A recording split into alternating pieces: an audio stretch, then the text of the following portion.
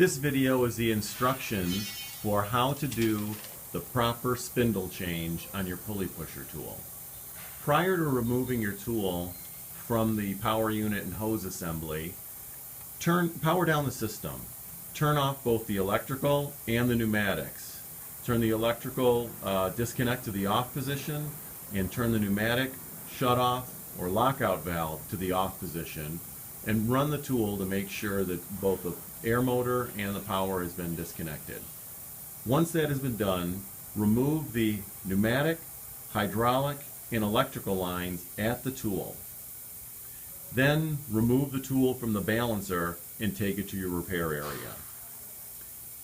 First thing to do is you're going to remove the two socket head cap screws that hold on the pinch point protective cover.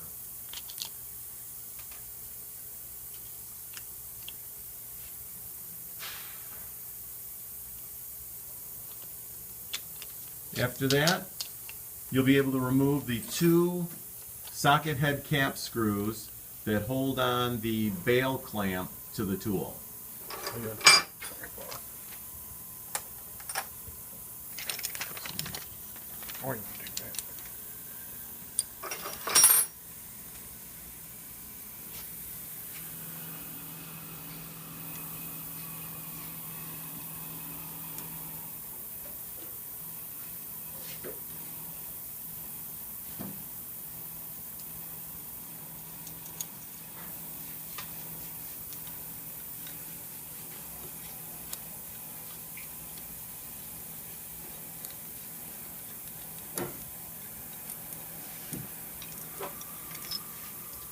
With the bail clamp and bail removed from the tool and the pinch point protective cover removed from the back of the cylinder assembly, you can now access the flats that are on the piston rod assembly.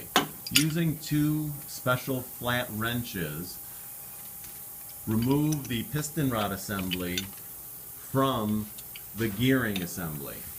This will enable you to remove the piston rod and cylinder, the front section of the tool, from the gearing and air motor section of the tool, so you can access the spindle assembly.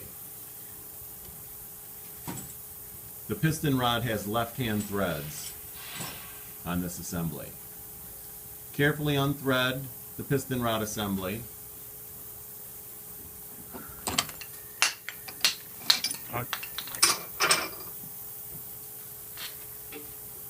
from the gearing and air motor assembly.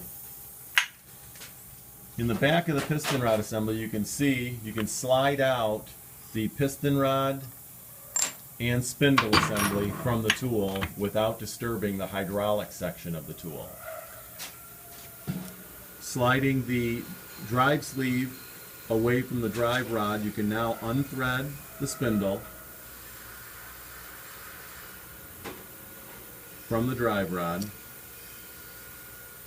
and then once you have an opportunity, slide off the drive sleeve and then get your replacement spindle, install the drive sleeve, and thread it back into the drive rod. You're going to want to thread the spindle in all the way until it bottoms out, and then you'll have to back it off just a little bit so the drive sleeve properly engages into the drive rod. Once that is done, you slide the drive rod and spindle assembly back into the piston rod, and you can reassemble your tool.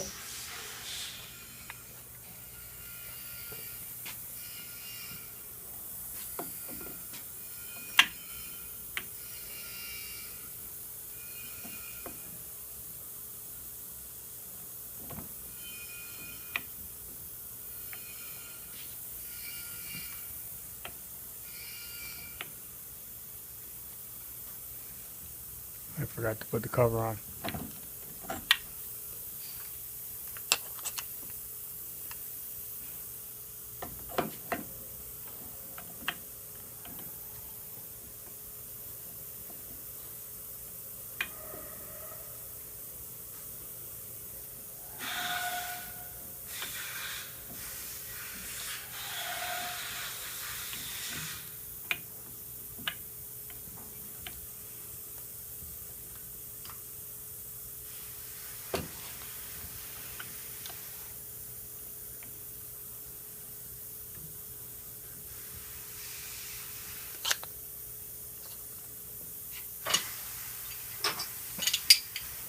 Once the piston rod is hand tight, use your flat wrenches again to carefully tighten the piston rod onto the gearing section.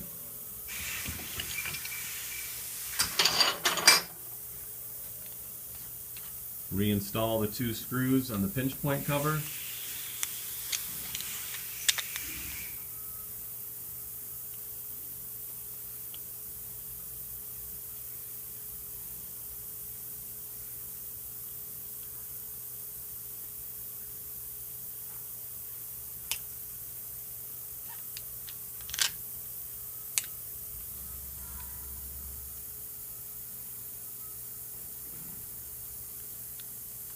Then you can install the bail clamp and bail assembly back onto the cylinder.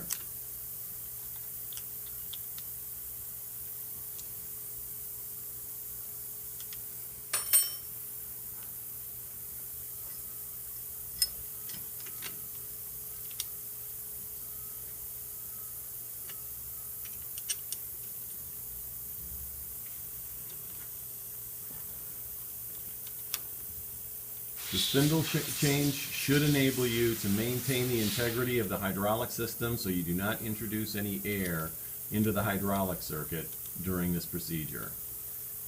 Spindle change should probably take about 10 minutes to do from start to finish. Once you've completely reassembled the tool, connect the air, hydraulic, and the electrical lines back to the tool.